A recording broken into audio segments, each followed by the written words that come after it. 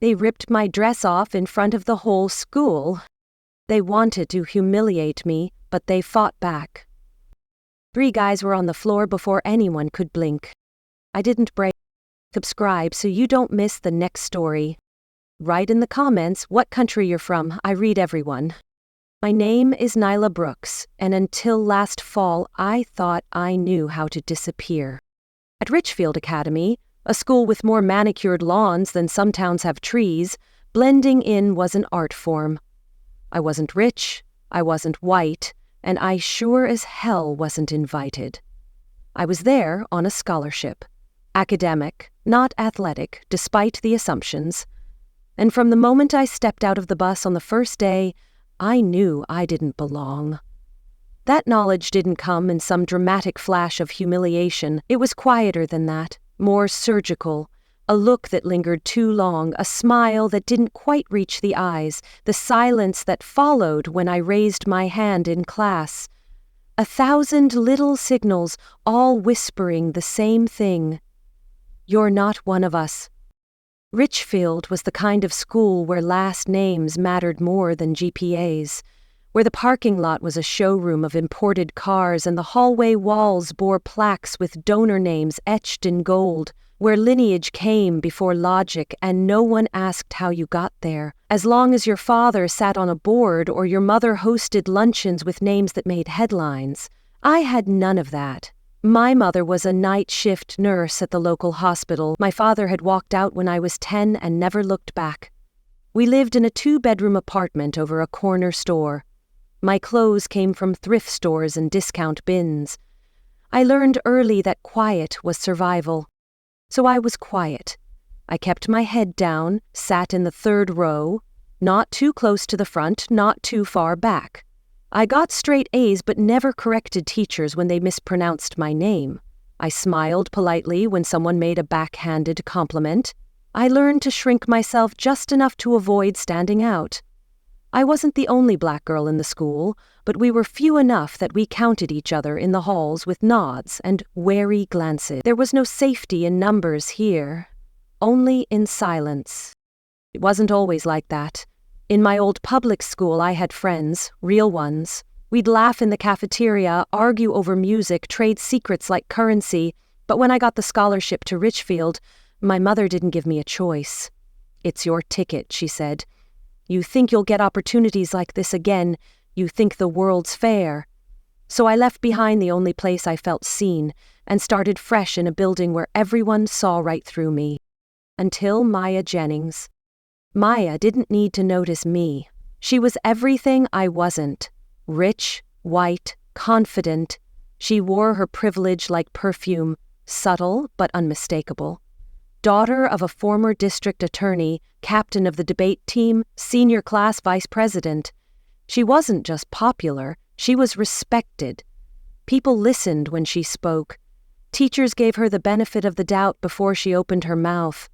Her life was made for glossy yearbooks and alumni magazines. And yet, one October afternoon, she sat down across from me in the library like we'd been friends for years. No warning, no small talk, just a conspiratorial smile and the words, "I heard you're smarter than everyone in Calc, but you don't raise your hand. Why?" I stared at her, blinking. What? "I've been watching," she said, flipping open a book she clearly had no intention of reading. "You solve problems in your notebook before the teacher finishes explaining, but you act like you're barely keeping up. Why?"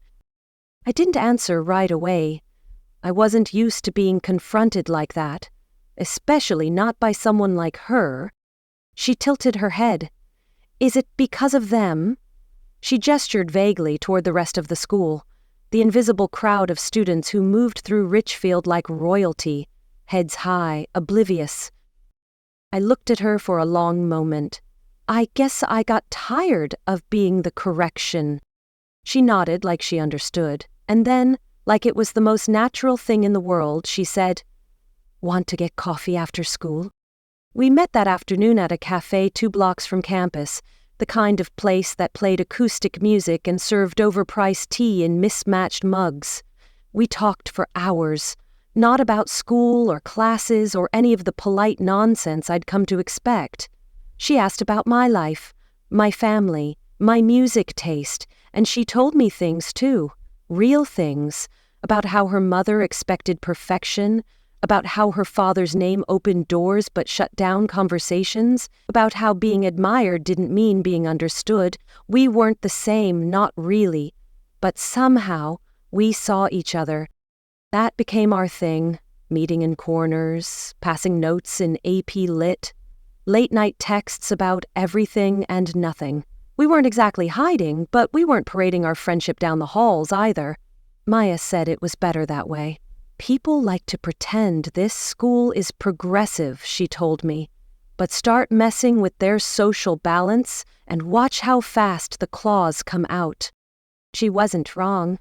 There were rules at Richfield, unwritten but ironclad. Who could talk to whom? Who could date whom? Who could sit at which lunch table?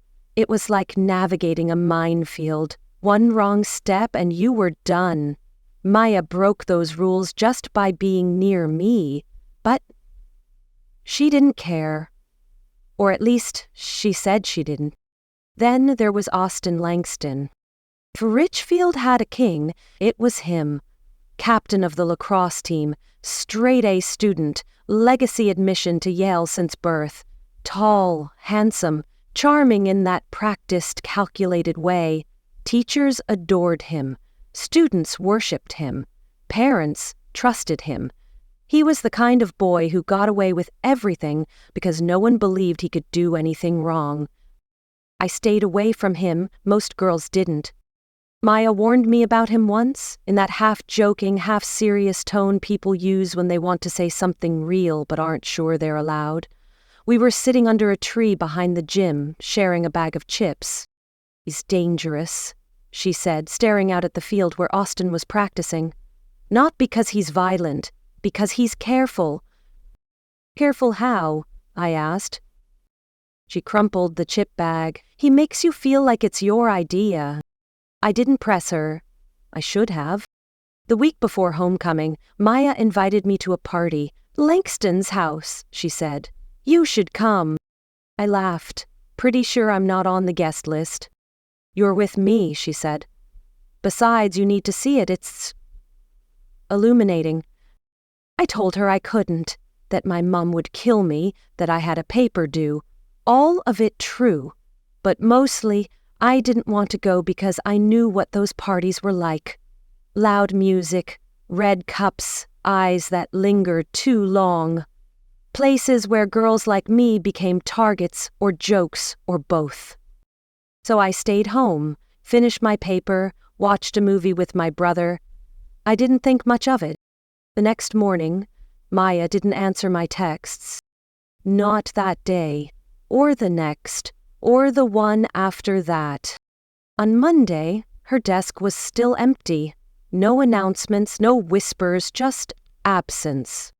By Wednesday, the school sent out an email. "With heavy hearts, we mourn the passing of senior Maya Jennings, who tragically lost her life over the weekend. Our thoughts are with her family." That was it. No details, no cause of death, no vigil. Just a line break and an invitation to resume normalcy. They found her body in the woods behind her father's country house. Said she must have wandered off, drunk, lost her balance, slipped. A tragedy, but not a crime.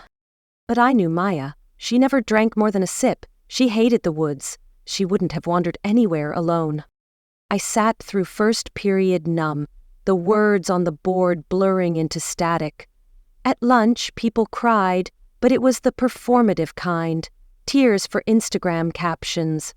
No one said what they were really thinking. No one mentioned the party. No one mentioned Austin. And no one looked at me. But I looked at them. I saw their silence. I saw their fear.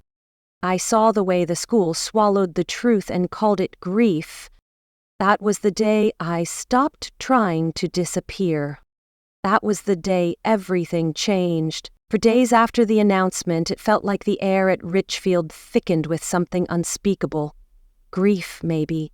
or guilt, but no one dared name it. The school moved in stilted motions, as if afraid that speaking too loudly might bring the truth to life. Maya's death was a tragedy, they said, a loss to the community, a terrible accident. They draped her locker in white ribbons and placed a photo of her from last year's homecoming on the shelf above. Framed in silver, people laid flowers, left notes. The display looked like a shrine, but it felt hollow, as if the school were more concerned with managing the optics of her death than honoring the girl she was. I stood in front of that locker during lunch on Friday, staring at the photo. Maya had worn a red dress that night, lips painted to match, her hair curled just so. She looked luminous, untouchable. But I remembered her better from the little moments, the way she bit her nails when she was nervous, the way her voice softened when she talked about books, how she always tied her sneakers too tight. This photo wasn't her, it was who the school wanted her to be. People passed behind me in hushed tones, their eyes skimming over me like I was part of the furniture. I didn't cry. I couldn't. The tears had gotten stuck somewhere between disbelief and rage. I didn't go to the school counselor's office like we were encouraged to. I didn't sign the memory book sitting on the front desk. I didn't join the others who posted long captions on social media calling her angel and light and too pure for this world. I knew Maya and she would have rolled her eyes at that. Something was wrong. I felt it in my chest like a weight that wouldn't shift no matter how I moved. I played the conversation from the week before over and over again in my head. Her strange urgency, the way she'd looked at Austin during practice. He's dangerous, she'd said, not because he's violent, because he's careful. I tried not to jump to conclusions, I really did. I didn't want to believe it, but the silence was too clean, too practiced. Someone was making sure questions weren't being asked. On Monday, I stayed after school. I wasn't sure what I was looking for exactly. Closure, maybe. A clue. Anything to explain why my best friend had ended up dead in the woods. I walked the halls slowly, my footsteps echoing against the tile. Her locker was still dressed in ribbons, but most of the flowers had wilted. The picture frame was slightly tilted. Something slipped out from the bottom when I brushed the edge of the door. A folded piece of paper, almost hidden. I bent to pick it up. It wasn't addressed to anyone, but my name was scrawled in rushed handwriting across the top. Check your bag, trust no one. That's all it said. My hands trembled as I read it again.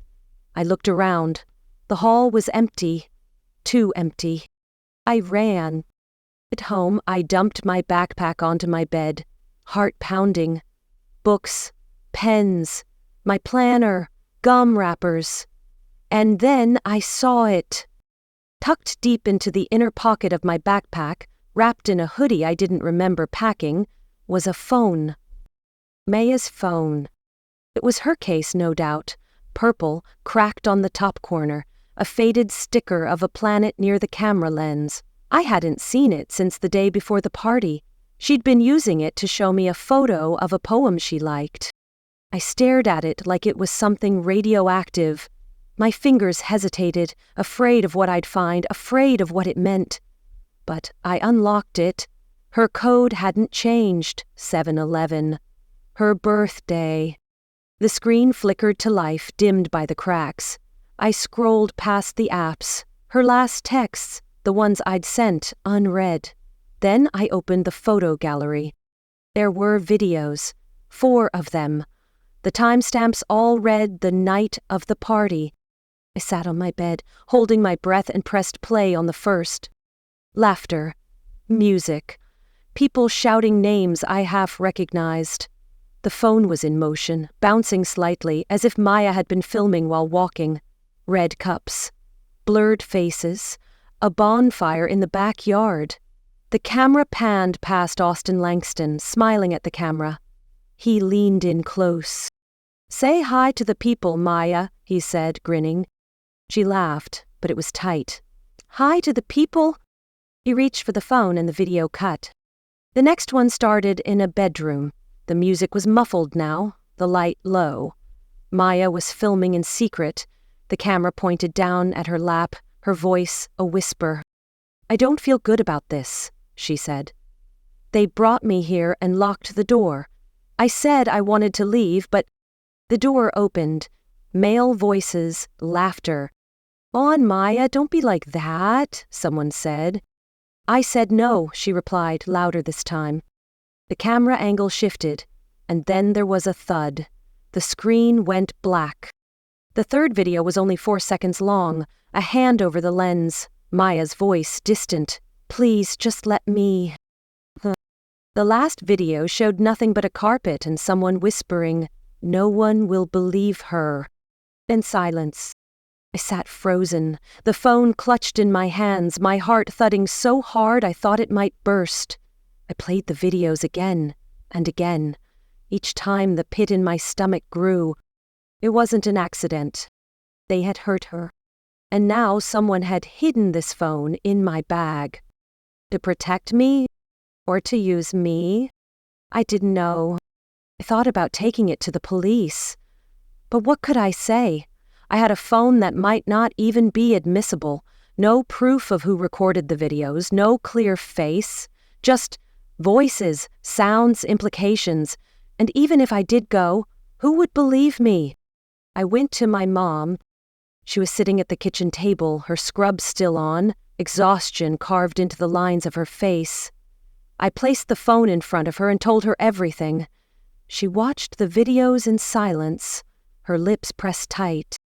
When it ended, she pushed the phone back. "Delete them." "What?" "You heard me." "Mom." I said delete them. I stared at her.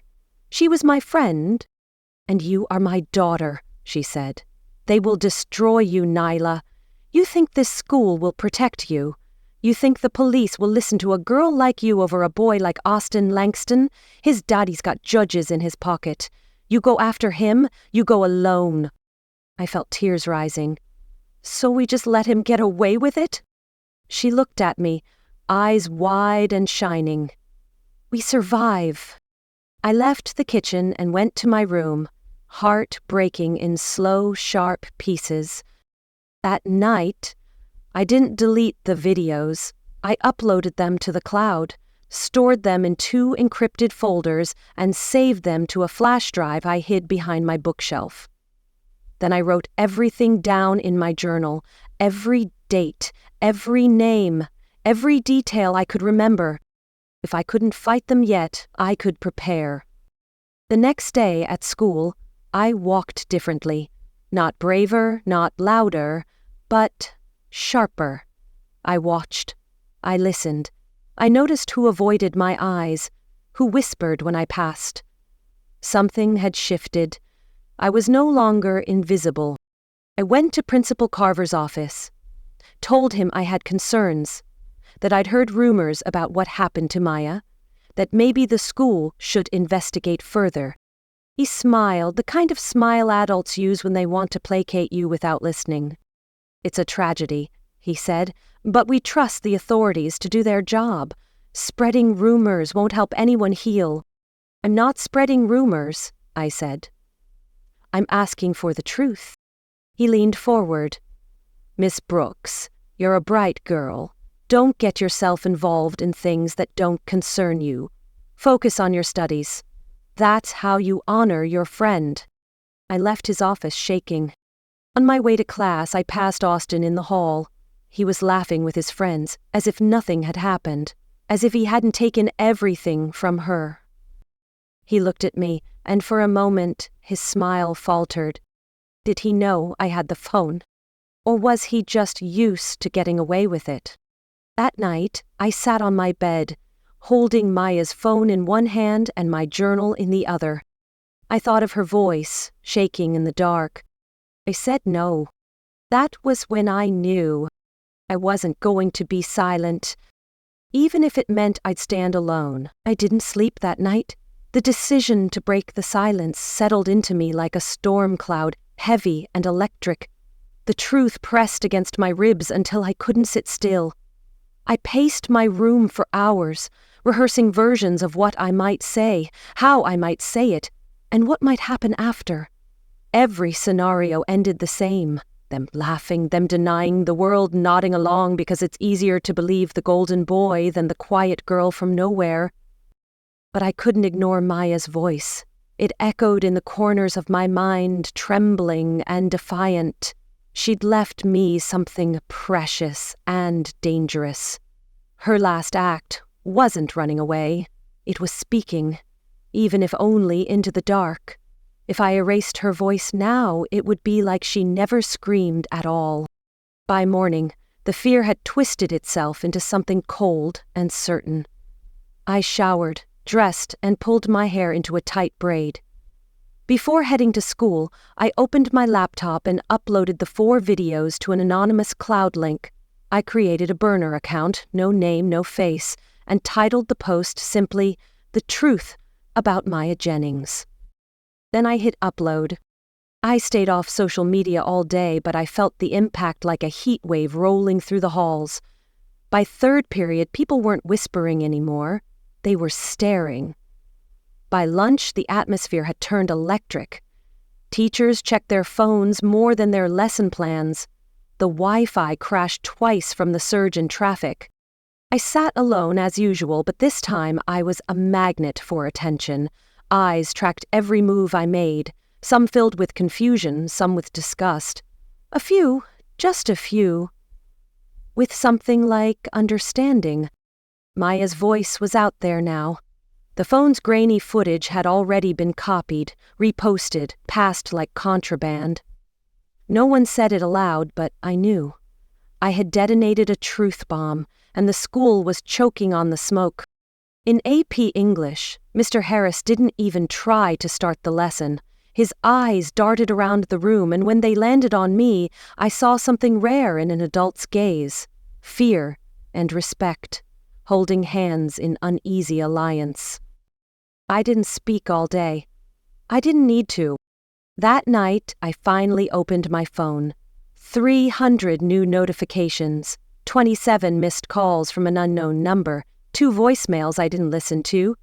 The post had hit 3 million views in under 24 hours. Comment sections were exploding, some accusing Maya of lying, others calling her a hero. The usual crowd of trolls and defenders. One DM stood out. It was from an account with no picture, no name. I know what he did to her. He did it to me too. I'm ready to talk.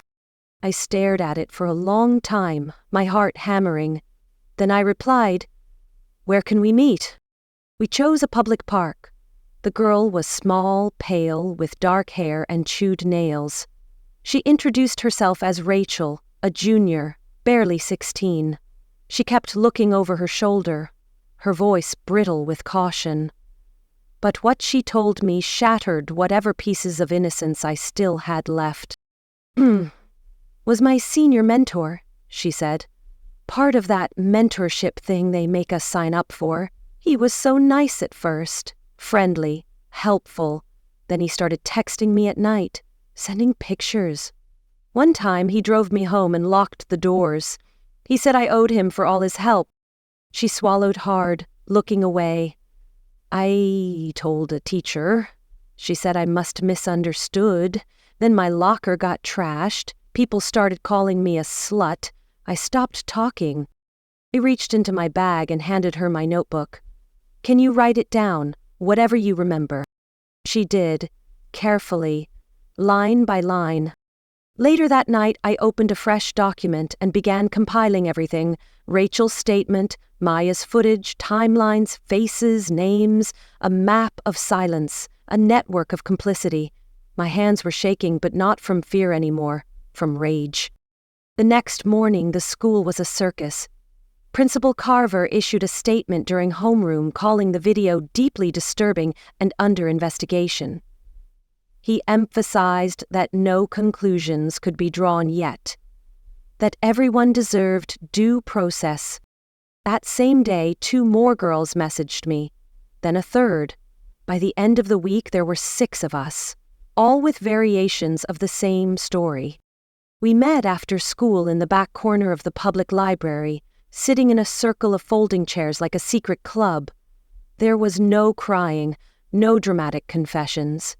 Just the quiet, brutal process of piecing ourselves together from the things we had buried.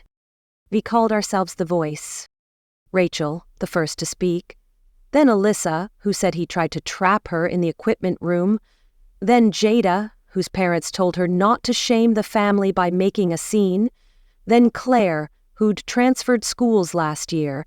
Then Emily, who never told anyone. Until now. Each story layered over the last a chorus of pain that refused to harmonize. I documented everything, copied it to 3 hard drives, printed backups, stored files under encryption. I learned the language of evidence, of chain of custody, of burden of proof. I wasn't a lawyer. I was a 17-year-old girl with a journal and a flash drive, but I had enough truth to burn down a dynasty. Still, it wasn't enough. The school board held an emergency meeting. Parents packed into the auditorium like it was opening night. Mr. Langston sat in the front row, stone-faced, flanked by lawyers. Austin was nowhere to be seen. I watched the live stream from my bedroom, fingers clenched around a pencil. Principal Carver read a sanitized statement. "We are committed to student safety. We have launched an internal review. Allegations remain unverified." I wanted to scream. So I did something reckless. I made a video. Not anonymous, not filtered. I sat in front of my cracked bedroom mirror, turned my phone to selfie mode and spoke. "My name is Nyla Brooks," I said. "I was Maya Jennings' friend. She was scared before she died. She told me something was wrong. Now I have the proof, and I have the stories of 6 other girls. Maybe more." I paused. "If you're scared, I get it. If you're tired, I get that too. But they count on our silence. They depend on it. It's how they survive. But what if we don't stay silent?" I posted the video with the tag, "We Are Maya." It went viral in under 6 hours. The next day, Channel 9 News called. Then the New York Times. And a nonprofit legal firm that specialized in abuse cases. I stopped answering most of them. Instead, I returned to the library with my girls.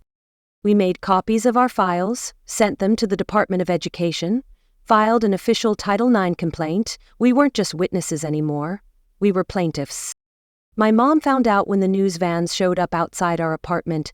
She was furious at first, terrified. "You could have come to me," she said. "I did," I told her, "and you told me to survive." She didn't answer right away. Then she sat beside me on the couch, took my hand, and said, "Then let's survive together." That night, I wrote Maya's name on a sheet of paper and taped it to my wall. Below it, I wrote the names of the other girls. A growing list. A living record. At school, Austin still didn't show. Rumors swirled. He was at home. His lawyers were building a case. He'd been suspended, expelled, moved to another state.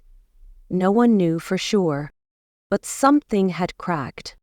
A group of boys from the lacrosse team cornered me after last period. They didn't touch me, but their words did. "You think you're a hero? You think ruining his life makes you better than him? You're just a jealous bitch." I stood still and let them say what they came to say. Then I looked at each of them and asked, "What are you so afraid of?" They had no answer. On Thursday, Mr. Harris found me in the hallway. He handed me a letter. "I never told anyone," he said, "but my sister went through something like this. Years ago, no one believed her. She stopped talking, dropped out of school, took her own life before she turned 20. He paused. "She would have been proud of you." I thanked him, unsure how to carry the weight of someone else's grief. But I carried it anyway. That weekend we held a vigil for Maya. Not the school's version, a real one. We lit candles in the park and read from her favorite poems. We spoke her name, We spoke our own. We stood in a circle that grew wider as the night went on. Students, parents, teachers, even strangers. No more silence. No more shadows. By the end of the night, a new hashtag was trending, "While you stay silent." It wasn't just about Maya anymore, or me, or the other girls. It was about everyone who had ever been told to sit down, to smile, to get over it. And the world had finally started listening. The morning after the vigil, the sky over Richfield was overcast and low, as if the clouds themselves were pausing to watch what would unfold. There was no longer any question of whether the truth had been heard. Now the only question was whether anyone would have the courage to act on it. The school was no longer the same place I had walked into at the beginning of the year. The hallways, once filled with laughter and whispers that excluded people like me, now echoed with a strange hush. People looked over their shoulders. They avoided eye contact, not because they didn't see me, but because now they couldn't look away. Austin Langston was back. He walked through the front doors like he still owned the place, flanked by his father and their lawyer, both dressed like they were entering a courtroom instead of a school. His face was clean-shaven, jaw tight, eyes dark and scanning the hallway as if searching for a version of his kingdom still intact. But there was no crown on his head today. No girls smiling when he passed, no boys giving him nods of reverence. In depression, just silence. I stood at my locker as he approached, my notebook in one hand, a folder of documentation in the other. We locked eyes, and for the first time since this started, I didn't feel like prey. I didn't feel small. I didn't feel like the girl who used to hold her breath every time she stepped into a room. I felt unshakable. Principal Carver emerged from his office, sweating in his collar, and shook hands with Mr. Langston. They spoke in tight voices, none of which reached the ears of the students gathered nearby. Then the three of them disappeared down the hall toward the administrative wing. I turned away. There was work to do. By noon, the Department of Education had arrived. So had a lawyer from the nonprofit that had reached out after my video. The Title IX investigation had officially begun. Staff were pulled from classrooms, students were called in for interviews, and flyers were posted on every bulletin board with information about victims' rights and how to report abuse. A year ago, that would have been unthinkable. Now it was only the beginning. In the library, the Voice held its first open meeting. We expected 5 people. 30 showed up. Girls, mostly. Some we recognized, others we didn't. A few boys came, too, nervous, fidgeting, eyes on the floor. They didn't speak that day, but they came, and that mattered. I stood at the front, holding my breath for a moment as I scanned the faces in front of me. They were watching me not with awe, but with expectation, with hope. So I spoke. I told them what we were, what we weren't. That we weren't saviors or saints or martyrs. We were survivors, and we were angry. We were tired of being told to heal in silence, tired of being told that our futures mattered less than theirs. We had the right to speak, to take up space, to exist without apology. After I spoke, others did too. Rachel read a poem. Emily talked about the first time she tried to say no, and how it cost her every friend she had. A girl named Layla, who none of us had met before, stood up and said she'd never told a soul what happened to her after the winter formal, but she was ready now. We listened, and something shifted again. A week later, the school board met, behind closed doors. We weren't invited, but we were there. We filled the hall outside the meeting room. We sat in silence, wearing shirts that read, "We believe her," in black block letters. We held signs with Maya's name, with our names, with blank spaces for the names still unspoken. The door opened after 3 hours. The board had voted to suspend Austin pending further legal action. Principal Carver announced a restructuring of administrative oversight. The school counselor who ignored Rachel was reassigned. and a formal apology was issued, not just to Maya's family, but to every student who had been ignored, silenced, or hurt under their watch. Mr. Langston's face in the background was stone. It wasn't enough, but it was something. The district attorney's office announced a formal investigation. Maya's case was reopened, our Title IX case was moving forward, and Austin was finally named in a lawsuit filed by multiple students, including me.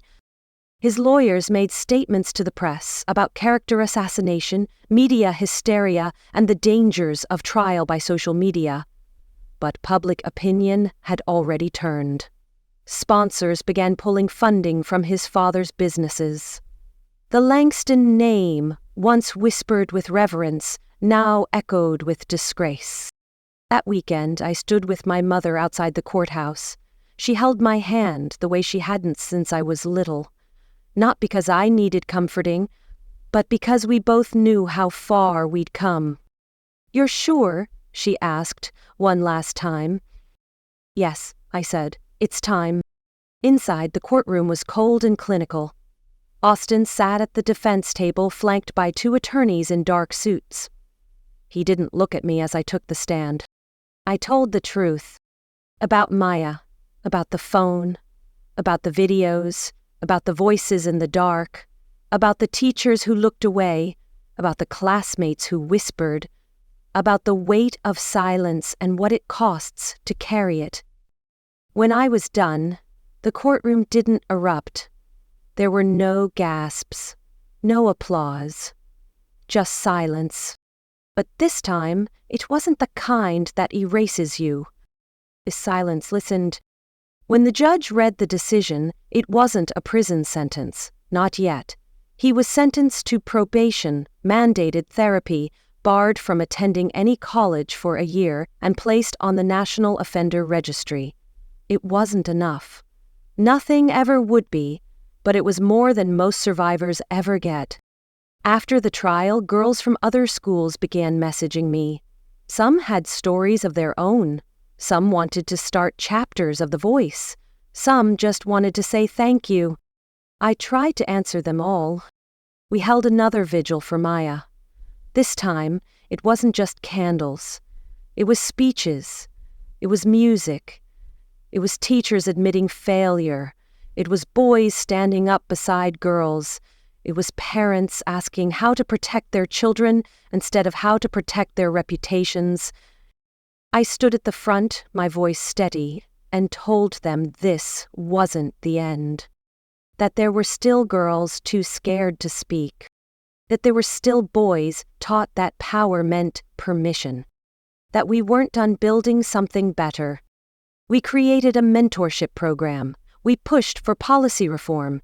We worked with local officials to implement survivor advocacy protocols. We met every week, every month, every chance we had. We made space where there had been none before.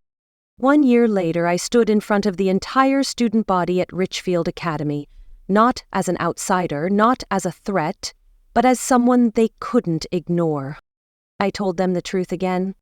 That predators don't always wear masks. That silence doesn't equal consent. That we have a right to be angry, a right to be safe, a right to be heard. I said Maya's name, then I said mine. When I finished, there was no applause at first. Just standing. One by one, students rose to their feet. Not in celebration, but in solidarity. In memory, in promise. After the assembly, a freshman girl stopped me in the hall. Her voice shook as she asked if it was true I was starting a self-defense class after school. I nodded. She asked if anyone could come. "Yes," I said. "Anyone?" That Thursday, the gym was packed. Not just with girls, but with allies, with teachers, with parents, with people ready to learn, ready to unlearn, ready to listen. We started with blocks, then with boundary setting, then with how to say no in a voice that carries. But more than anything, we taught each other how to speak, how to reclaim, how to survive, And slowly, day by day, we turned the place that once demanded silence into a place where truth had room to breathe. At home, I taped a new name to the wall beside Maya's, then another, and another. They weren't just victims, they were stories. They were strength. And we would keep speaking. Because once a voice is heard, it cannot be unheard. And once a girl refuses to disappear, the world has to see her. If this story moved you, don't forget to subscribe so you never miss what's coming next. There are more stories like this on the channel. Watch the next one to keep going. And if you believe someone else needs to hear this, share the video. Your voice helps the truth travel further